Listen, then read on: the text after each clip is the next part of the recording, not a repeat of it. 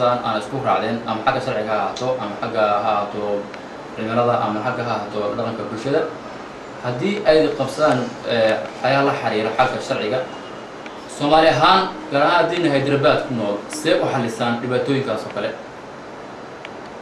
صح دباتوين ويدعان سيدا هذا كور بان كدواجي وحكم لي الأرضي دوري لواتنا إن لحري سنة دوسن إيكي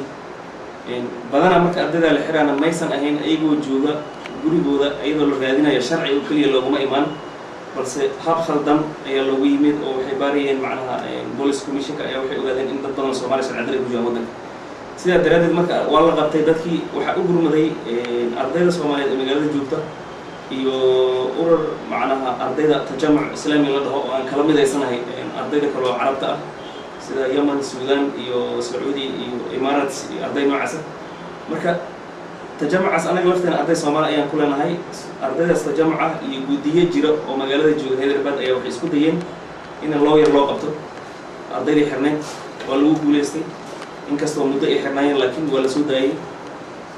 وحين سبوج لين أرضي حرم هو الشرع له هو الشرع لهين أنت وككم نايم هو الشرع يود معنا هو روي الله ينقطع لكن وكدعين لكن مهمة ده وحي تاي معنا محاط وقبتين معنا سليك وعاوز هذا كذا maantii mahadiya ka gaadha dadka Soomaaliyeed ee halkan jooga badana hadii problem dhaco waa isu gurmadaan weyn xaliyaan waxayna ku xaliyaan hab alla habka ugu fudud ee lagu xalin karo kulli wala soo deeyaa dadka magaalada joogaan qaarkood qaarna danahooda ay isku saqaad jaamacadooda dhigtaan laakiin waxa uu gurmaday arday Soomaaliyeed ee magaalada cid kale oo dibadda nabad timid اوكي ذاك تنو توبيكاس اما موضوعات في ارض بدن او Soomaaliyeed oo intooda badan jaamacadda Ismaaliya waxay u badan yihiin baadana bi konton kunsiyano iyo waliba barashada computerka أيضا الأوجه إني جران مادين فربضة إني يخبر على برتوس الإنجنيرية عافمات كيف يعرف الصوماليين كيف يعلين محل ذكرى بيعرضوا قوية عن مادين كان مخصبي أما قمر سيجا عبدوري شافعي محمد الله كان ترى أو كمبيوتر وصل على بين عيال ناس اللي بيبان كلايو بسم الله الرحمن الرحيم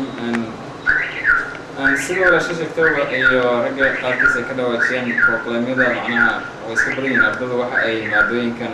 جوني هنا أبدو كان بس واحد لديه كرا مد أبوين واحد هاي هذا خاصة أبدو الصومالية مركل هلا أنا جو معناها مشروع أو مركل ودك إيماننا سوى لكن شافوا شيء أنا كل إيمان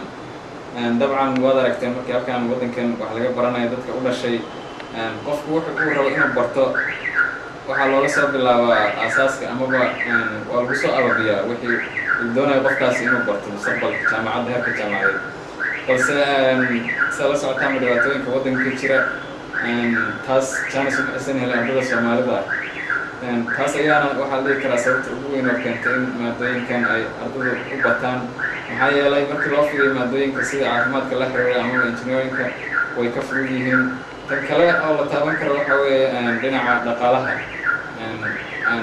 way ka jaban yihiin maadooyinkaas kale oo caafimaadka ama engineeringa taas laftirkeedu qayb ay ka qaadataa in macnaha ardaygii uu maadooyinkan uu iska galo maxaa yeelay markii la fiiriyo ayada laftirkeeda dhinaca dhaqaalaha waddankii meesha ka imaanayay dadkii macnaha ardaydii soo biilayay dabcan intooda badan waa Soomaaliya ka yimaadeen Soomaaliya ama wadamada Afrika laga soo biilaa ama qof iska xamaasho Yurub jooga marka taas laftirkeedu way adagtahay ardayga in ama maadadii markaas isagu xataa hadduu ka badi karo engineering ama caafimaad dhowr iyo $10,000 uu helo qarashkeeda marka labadaas ayaa ugu weyn ayaan dhihi karaa waxyaabaha qasba ardayda Soomaalida inay maadooyinkan goonida ay bartaan waxaan filayaa yaa ku daray waxaan jeclaa in hal mid oo kaliya sida uu ka dhawaajiyay Cabdiwali كمية تسأل عن مادوين كمرك الله نهاي هذا واحد يقدر بعد لقى برتا برسنتج هو بدن أيام شيء إنه تاي BCAA بيكم لكن واحد يجرب برسنتج أنت كبدن أو آدم حسين جامعة دي هذا NTR University أو بحيث مادوين كلحيل عافمات كبارميد كالوحيدا وحنا كمية وحياة بدن أرضي سومال ده إلكتان سيد شالان كولج كبرتان مادة ميديكال لابوراتوريا الراديولوجيا waxaa kaloo ka mid maadooyinka badana hadda macnaha la xiriira biotechnology-da ardayda ay bartaan sidaa daraaddeed macnaha engineering oo kale laakiin percentage-ka waxaa keenaya jaamacadaha ka jira qaas ahaan India qaarkood ayaa waxaysan u suuragelin in ardayga Soomaaliga uu eligibility u noqdo marka uu galayo degree-ga waayo wuxuu ka yimid waddanka Soomaaliya wuxuu ka soo qaatay high school waddankaas halkaan markuu yimaado mediumkiisa xagga wuxuu ahaa Arabic halkaan markuu waa English jaamacadaha qaar markay fiiriyaan waxaa macquul inaysan eligible u noqon ardayga sida daradeed maadaama eligible u ahayn maadada caafimaadka ama engineering wuxuu ku qasbanaya marka meesha eligible u yahay inuu aado waana jaamacadda Cusmaan University oo ardayda u badan Soomaaliya dhigato oo ogol shahaadadii Soomaalida ah in ay u qaataan ardayga marka way jiraan jaamacadihii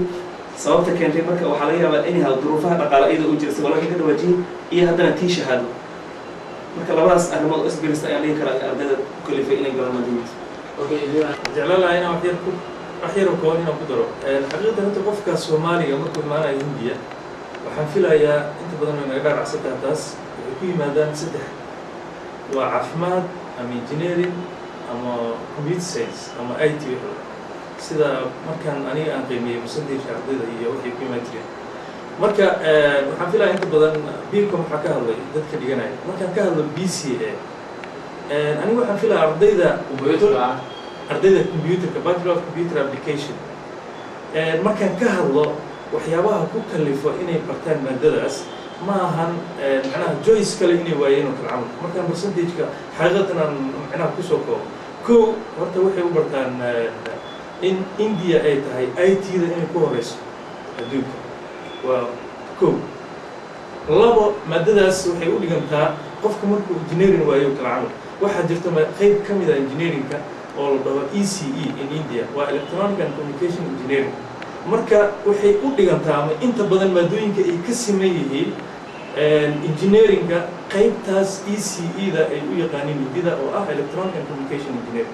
marka haddaba ardayga marka hore asagu ay ahayd hadafkiisa inuu barto ama medicine ama engineer ama computer science haddana wuxuu isku barbar dhigayaa engineering iyo maadadan oo inta badan ay sameeyeen marka waxaan filayaa waxay u qaataan ardayda inta badan maadadan faa'iidada ay leedahay marka xaqiiqatan loo eego waxay isku koobtaa dhinac waxay kala simantahay engineering maadooyin fara badan oo aad iyo aad u fara badan siiba khaasatan ECE dhinacna